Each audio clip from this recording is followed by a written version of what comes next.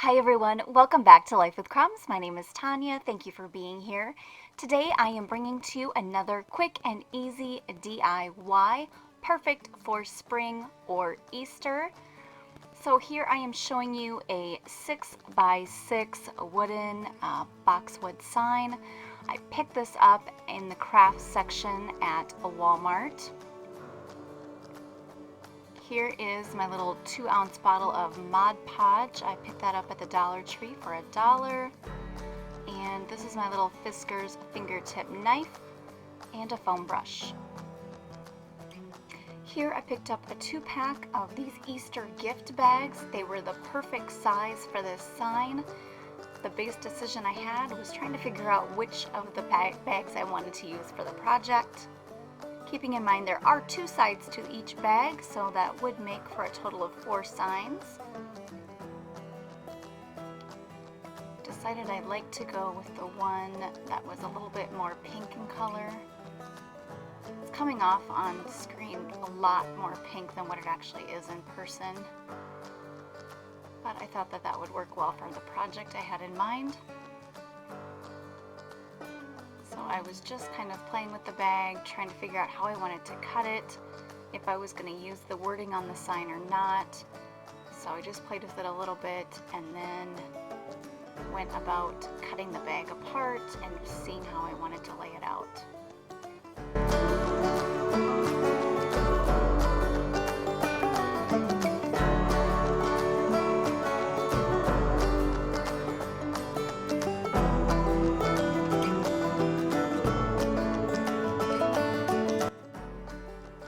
Once I got the bag cut apart, I did score the pages or the pieces of the bag back and forth a few times just to give myself a good cutting line so that when I went in with my tool I had a nice crisp line to cut on.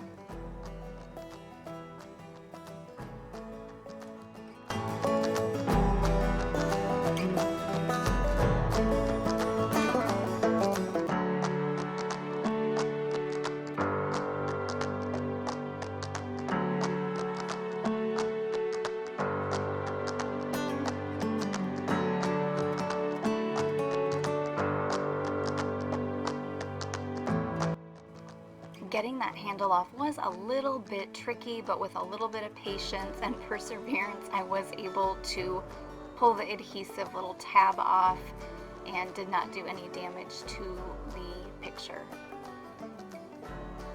Here I'm just kind of laying it on there, trying to decide how I wanted to place it.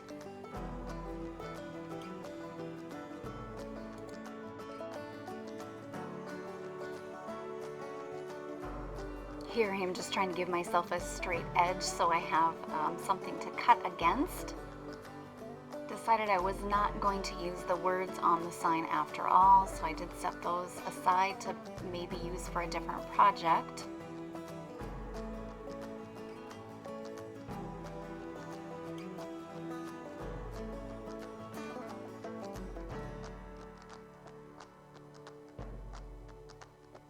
And next I'm just sort of centering my sign, deciding how I want to place it on the wood box.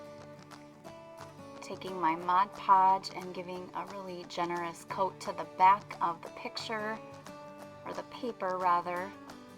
It does tend to want to curl when it gets really wet, so when you go to lay it down you do have to make sure you get the bubbles out really well.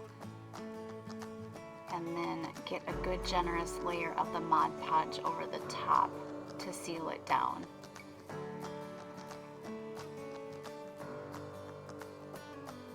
And once I let it dry, I did have to end up going back and sealing the edges just a bit more to make sure it was extra secure.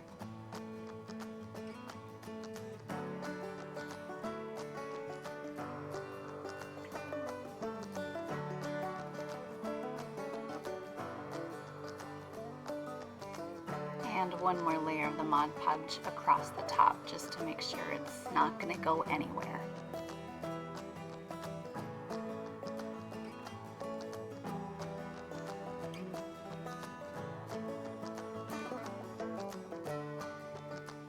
So I really loved how this project turned out. It was simple, it was easy, it didn't take a lot of time, And it's a project really that anyone can do. You could do it for any season or any occasion. It was really inexpensive, and if at some point I get sick of this image, I can go in and just redo it. One thing I will say is I did go in after filming and decided I wanted to give it just a little bit more of a rustic look.